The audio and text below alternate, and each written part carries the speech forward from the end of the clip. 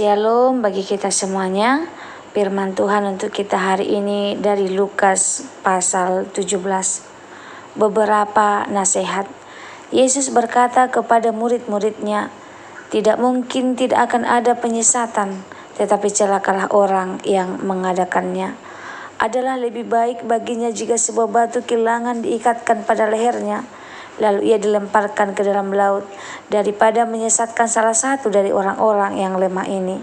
Jagalah dirimu, jikalau saudaramu berbuat dosa, tegurlah dia, dan jikalau ia menyesal, ampunilah dia. Bahkan jikalau ia berbuat dosa terhadap engkau 7 kali sehari dan 7 kali ia kembali kepadamu dan berkata, aku menyesal, engkau harus mengampuni dia.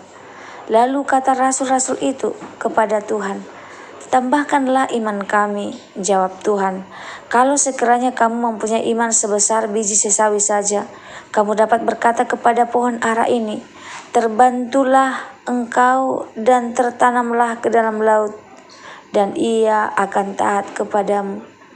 Tuan dan hamba.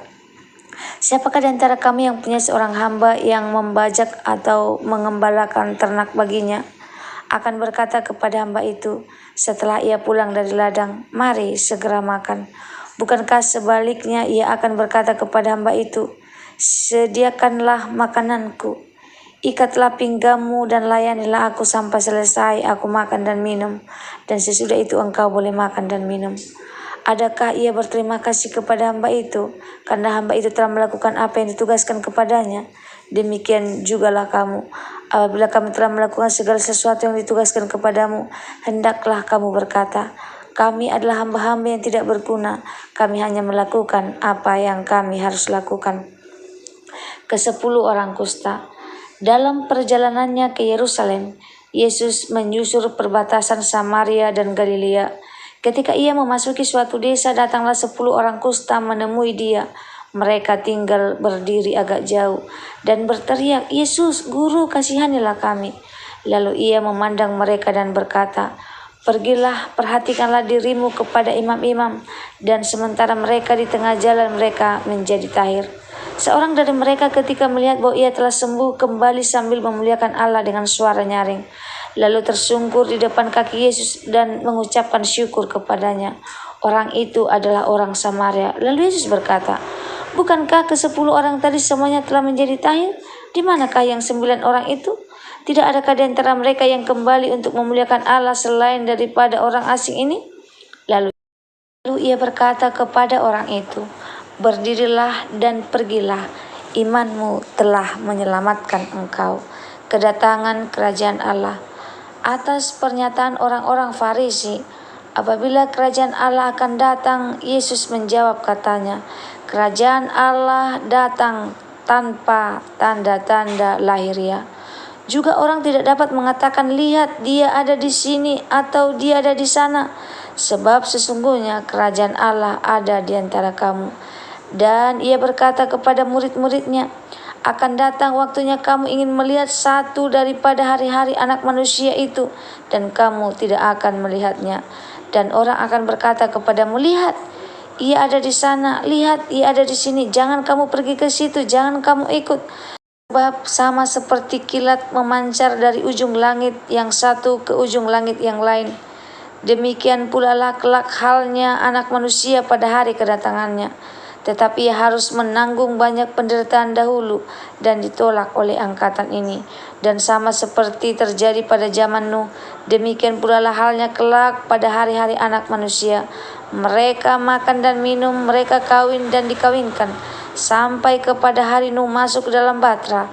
Lalu datanglah air bah dan membinasakan mereka semua. Demikian juga seperti yang terjadi di zaman Lot. Mereka makan dan minum, mereka membeli dan menjual, mereka menanam dan membangun. Tetapi pada hari Lot pergi keluar dari Sodom, turunlah hujan api dan hujan belerang dari langit dan membinasakan mereka semua. Demikianlah halnya kelak pada hari di mana anak manusia menyatakan dirinya. Barang siapa pada hari itu sedang di peranginan di atas rumah dan barang-barangnya ada di dalam rumah, janganlah ia turun untuk mengambilnya. Dan demikian juga orang yang sedang di ladang, janganlah ia kembali. Ingatlah akan istri Lot. Barang siapa berusaha memelihara nyawanya, ia akan kehilangan nyawanya. Dan barang siapa kehilangan nyawanya, ia akan menyelamatkannya. Aku berkata kepadamu, pada malam itu ada 2 orang di atas satu tempat tidur. Yang seorang akan dibawa dan yang lain akan ditinggalkan. Ada 2 orang perempuan bersama-sama menghilang. Yang seorang akan dibawa dan yang lain akan ditinggalkan. Kalau ada 2 orang di ladang, yang seorang akan dibawa dan yang lain akan ditinggalkan. Kata mereka kepada Yesus, "Di mana Tuhan?" Katanya kepada mereka, "Di mana ada mayat, di situ berkerumun burung najar." Shalom bagi kita semuanya. Firman Tuhan untuk kita hari ini dari Lukas pasal 17 ayat 1 sampai 37. Temanya hidup bersyukur dan siap menyambut Kristus. Saudara yang dikasihi Tuhan, hari ini kita akan merenungkan firman Tuhan dari Lukas 17. Pasal ini membahas beberapa hal penting tentang iman, pengampunan, kerendahan hati, hati yang bersyukur, dan kesiapan menghadapi kedatangan Kristus. Semuanya ini berkaitan erat dengan kehidupan kita hari ini. Ayat 1-6, iman dan pengampunan. Yesus mengingatkan bahwa penyesatan pasti ada, tapi celaka bagi mereka yang melakukannya. Kita dipanggil untuk berjaga dan menolong yang lemah, bukan menyesatkan. Lalu Yesus menekankan pengampunan tanpa batas. Bahkan jika saudara kita jatuh 7 kali sehari, kita harus mengampuninya jika ia bertobat. Murid-murid langsung berkata, "Tambahkanlah iman kami," karena mengampuni berulang kali memang tidak mungkin tanpa iman. Syukur ini berkati Tuhan, iman yang sejati bukan soal seberapa besar, melainkan seberapa sungguh kita percaya dan taat kepada Tuhan. Iman sekecil biji sesawi bisa menghasilkan hal besar, termasuk kekuatan untuk mengampuni. Ayat 7-10, kerendahan hati dalam pelayanan. Yesus memberikan perumpamaan tentang seorang hamba. Setelah bekerja, ia tetap harus melayani tuannya, dan itu bukan sesuatu yang perlu dipuji. Pesannya, jangan sombong dengan pelayanan atau ketaatan kita. Kita hanya melakukan kewajiban sebagai hamba Allah. Kadang kita merasa sudah layak dipuji karena rajin melayani. Tetapi Yesus berkata, "Hendaklah kamu berkata, kami adalah hamba-hamba yang tidak berguna. Kami hanya melakukan apa yang harus kami lakukan." Ayat 11-19, bersyukur atas anugerah. 10 orang kusta disembuhkan, tapi hanya 1 kembali untuk bersyukur. Dan itu orang Samaria atau orang asing. Yang lain mungkin terlalu sibuk menikmati berkat sehingga lupa pada sang pemberi berkat. Yesus menekankan, imanmu telah menyelamatkan engkau. Selanjutnya ayat 11-19, bersyukur atas anugerah. 10 orang kusta disembuhkan, tapi hanya 1 kembali untuk bersyukur. Dan orang itu orang Samaria ataupun orang asing. Yang lain mungkin terlalu sibuk menikmati berkat sehingga lupa pada sang pemberi berkat. Yesus menekankan, imanmu telah menyelamatkan engkau. Hari ini banyak orang berdoa minta pertolongan, tetapi hanya sedikit yang kembali bersyukur setelah menerima jawaban doa.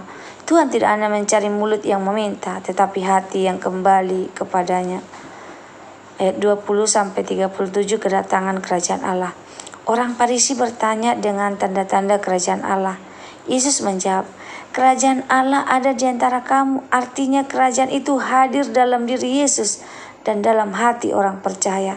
Tentang kedatangan anak manusia, Yesus berkata, itu akan datang tiba-tiba, nyata dan tak terelakkan. Sama seperti zaman Nuh dan Lot, orang sibuk makan, minum, kawin, mengawinkan, jual beli, menanam, membangun, tetapi mereka tidak sadar akan penghakiman yang mendadak datang. Yesus berkata, ingatlah akan istri Lot. Ia menoleh ke belakang karena hatinya masih terikat pada dunia. Hari ini dunia sibuk dengan rutinitas. Tidak salah bekerja, menikah, dan membangun. Tetapi jika kita hanya sibuk dengan itu, kita bisa lalai mempersiapkan hidup bagi kekekalan. Kedatangan Kristus akan memisahkan. Ada yang diangkat, ada yang ditinggalkan. Pertanyaannya, apakah kita sudah siap? Saudara yang kekasih, Lukas 17 mengingatkan kita, iman yang sejati menolong kita mengampuni. Kerendahan hati membuat kita sadar bahwa kita ini hanya hamba. Hati yang bersyukur lebih berharga dari 1000 kata doa yang hanya berisi permintaan. Kesiapan menyambut Kristus adalah panggilan bagi kita. Jangan terikat pada dunia. Pesan utamanya, hiduplah dalam iman, syukur dan kesiapan, supaya ketika Kristus datang, kita termasuk orang yang diangkat bersamanya. Semoga firman Tuhan hari ini menjadi berkat bagi kita. Terima kasih, Tuhan Yesus memberkati. Shalom.